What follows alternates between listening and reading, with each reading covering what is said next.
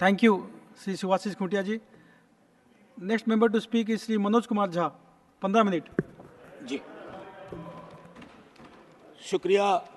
शुक्रिया vice chairman साहब, शुक्रिया तमाम सदस्यों का जो नए चुन के आए हैं, शुक्रिया इस मैंडेट का भी जिसने दोनों पक्षों को एक संदेश दिया है। सबका शुक्रिया अदा करते हुए मैं सबसे पहली चीज़ कहूँगा कि महामहिम के एड्रेस को अंग्रेजी में कहते हैं एड्रेस और हिंदी में कहते हैं अभिभाषण।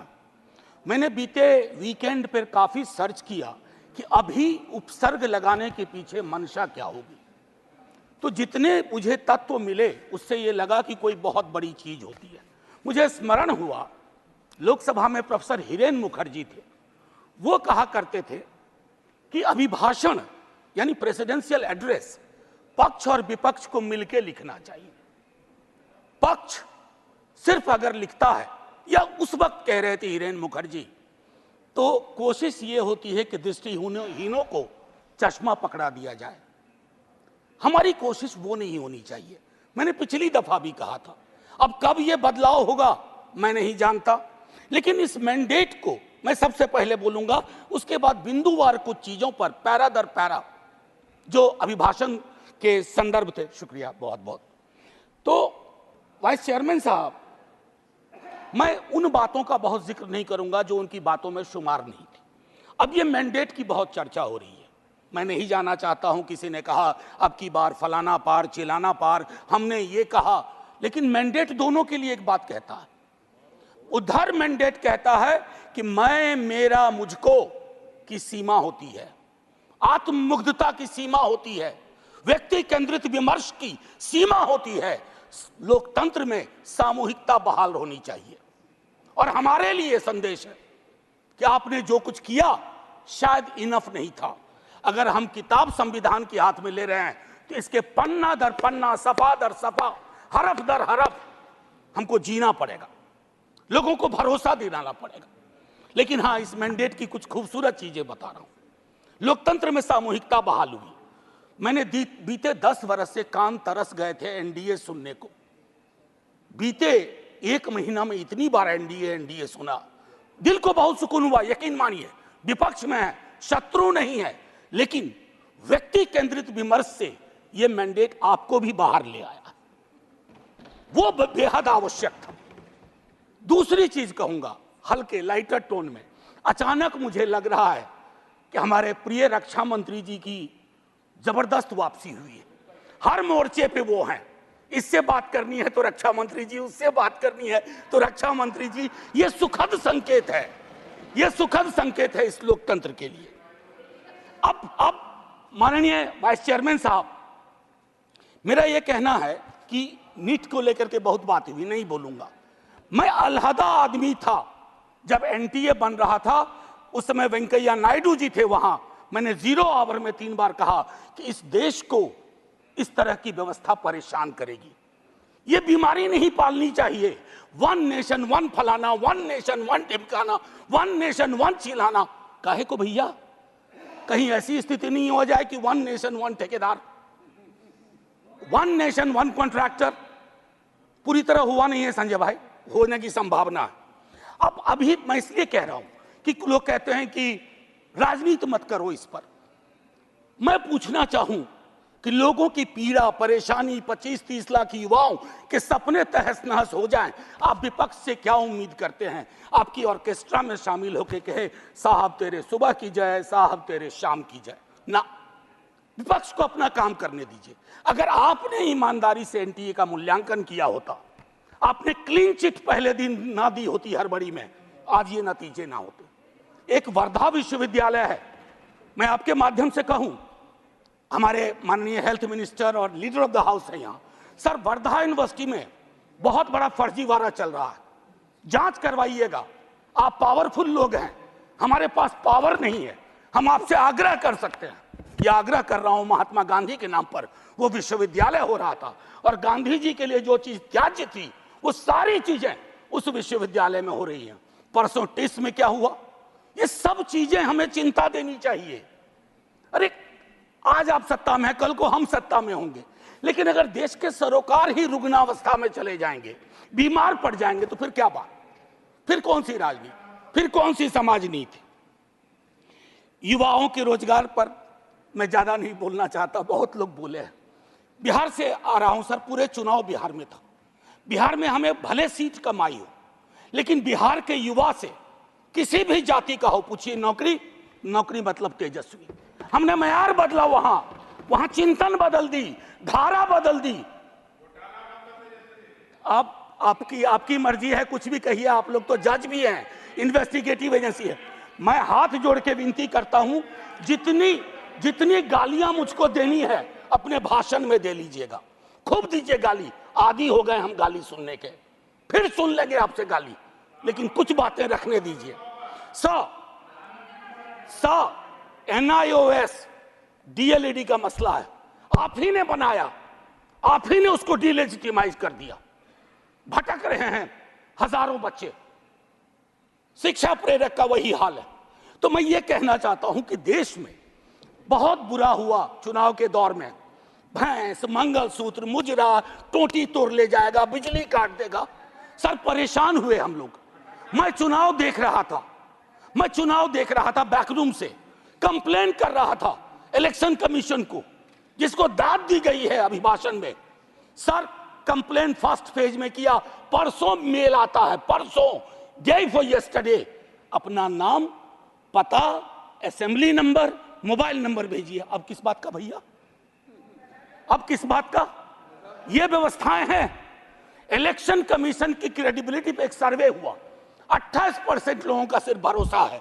इससे ज्यादा भरोसा तो पंचायत वेब सीरीज में फुलेरा के ग्राम प्रधान का है। लोगों को यह सोचना चाहिए। मैं sir mathematical length of tenure के आधार पर नेहरू बनाने की कोशिश हो रही है। Sir mathematical length of tenure से नेहरू नहीं बनता। नेहरू बनता है जो गर्म हवा को पी सके, दूसरे के जख्म को देख करके उस पर मलहम लगाए, जख्म कुरेदे नहीं, जख्म पे नमक ना छिड़के, वो होता है नेहरू। तो सिर्फ मैथमेटिकल इससे। अब सर आपको एक छोटी चीज बताऊं, जातिगत जनगणना की मांग की थी, हमारे जदयू के साथी लोग भी थे, अभी हैं, मंत्री जी प्रणाम, हमारे जदयू के साथी लोग भी थे। नीतीश जी, तेजस्वी जी ने मिलकर सर्वेक्षण कराया। सर मैडम कोर्ट में आया, कोर्ट में कौन खड़े हुए यहां, नाम लूं, सॉलिसिटर जनरल ने रोकने की कोशिश की। किसके इशारे पे हो रहा है? एक तरफ आप कहते हैं वंचितों का कोई नुकसान नहीं होने देंगे, और दूसरी तरफ आप इस प्रकार की कोशिशें करते हैं। आज बिहार की सबसे बड़ी मांग है कि सर्वेक्षण के बाद जो आरक्षण का आधार बढ़ाया गया उसको 9वीं अनुसूची में डालिए। अभी पटना उच्च न्यायालय का एक निर्णय आया है, हम इंतजार करते रहे हैं सरकार से, बिहार की सरकार से, कि वो चैलेंज करे इसको, नहीं तो राष्ट्रीय जनता दल पिटीशन लेके जाएगा सुप्रीम कोर्ट। सर आप बोल दीजिएगा, अभी तक गई नहीं है, मुझे भी जानकारी है सर, बहुत फॉलो करता हूं क्लोजली, बहुत क्लोजली फॉलो करता हूं। सर अभी महामहिम ने मेजॉरिटी की बात की, मैं उस पर शुरू में बोल चुका हूं। लेजिस्लेटिव मेजॉरिटी को हमेशा मॉरल मेजॉरिटी के सापेक्ष रखना होगा, मॉरल मेजॉरिटी के सापेक्ष। अगर आप मॉरल मेजॉरिटी से नहीं चलाते हैं तो लेजिस्लेटिव मेजॉरिटी जिस दिन साइकिल पे तीर सवार हुआ ना, ये उड़ जाएगा। साइकिल चुनाव चिन्ह है टीडीपी का, और तीर हमारे रामनाथ भाई का, जनता दल यूनाइटेड का। एनीवे, भाजपा का देखिए, कभी कभी मैंडेट कितना खूबसूरत काम करता है। हम बचपने से बीजेपी को मैं फॉलो कर रहा हूं, सारी पार्टीज को करता हूं, बीजेपी को भी कर रहा हूं। बीजेपी का संकल्प पत्र हुआ करता था, इस बार वो हो गया था मोदी जी की गारंटी। इस डेमोक्रेटाइजेशन का जो मैंडेट है, इससे आपको बहुत बड़ा फायदा है। व्यक्ति के समक्ष कोई भी दल समर्पित ना हो जाए, ये मैं समझता हूं उपलब्धि आप लोगों की भी है जी। आरजेडी गारंटी नहीं लिखती है व्यक्ति की।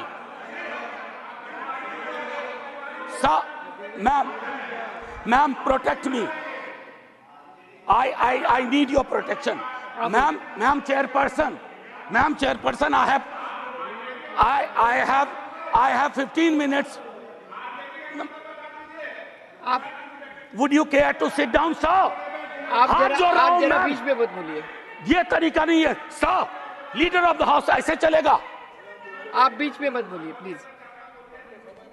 मैम, कभी किसी को टोका टोकी नहीं करता हूं, सच चुभने लगता है सर। मैं फिफ्थ पैरा दिखाना चाहता हूं, प्रेसिडेंट के एड्रेस का फिफ्थ पैरा।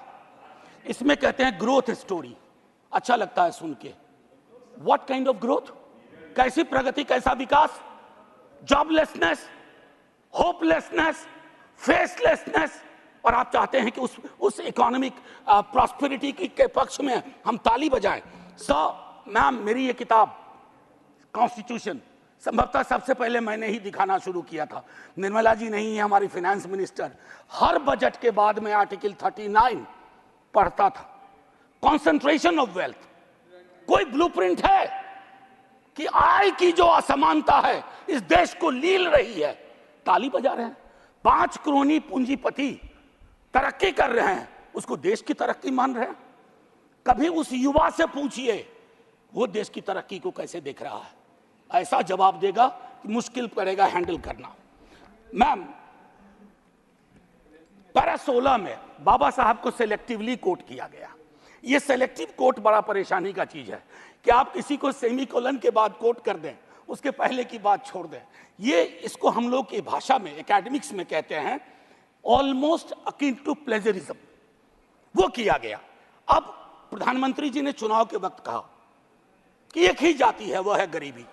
सुनने में शायराना लगता है, खूबसूरत लगता है, फिल्मी लगता है, लेकिन ऐसा क्यों है कि जातिगत हिरार्की में नीचे जाते हैं तो गरीबी बढ़ती है, ऊपर जाते हैं तो गरीबी घटती जाती है। अब मैं समझता हूं कि ये NFS, नॉन फाउंड सूटेबल, ये चिंता का विषय है सबको। अभी अनुप्रिया पटेल जी को चिट्ठी लिखनी पड़ी है। मैं बताऊं, ये एक मानसिक रोग है जो नॉन फाउंड सूटेबल करता है विश्वविद्यालयों में। इस मानसिक रोग से डील नहीं किया ना तो हमारी कथनी और करनी में मीलों का फासला होगा।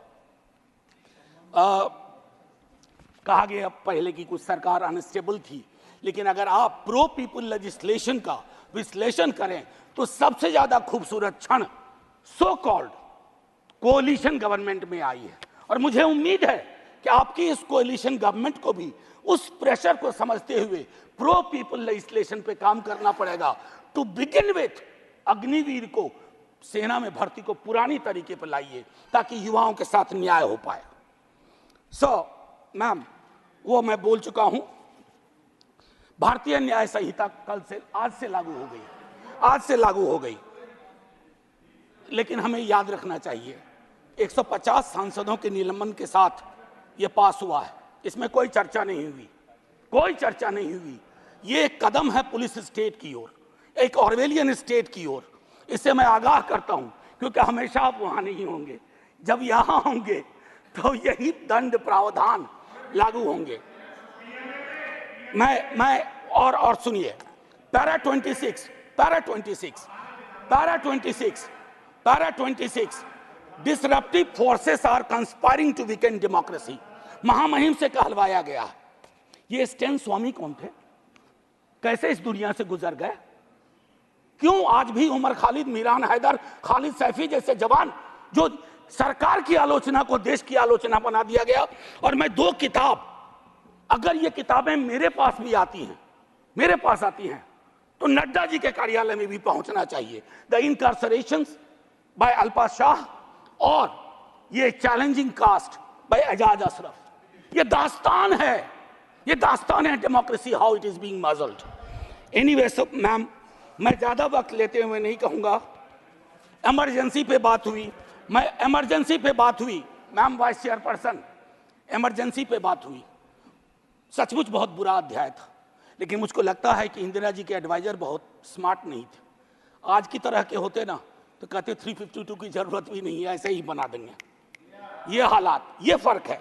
और आखिरी में कहूंगा कि ये जो चुनावी विमर्श है, इसकी वजह से जहर बहुत है समाज में, लिंचिंग चल रही है, लिंचिंग। मैं कितने विजुअल्स बताऊं। आज से 3 दशक पूर्व मुझे स्मरण है,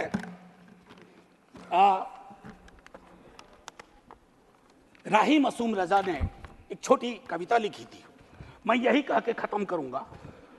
उन्होंने कविता लिखी थी, वो आधा गांव के लेखक थे, कई लोग उनको महाभारत के लेखक के रूप में जानते हैं।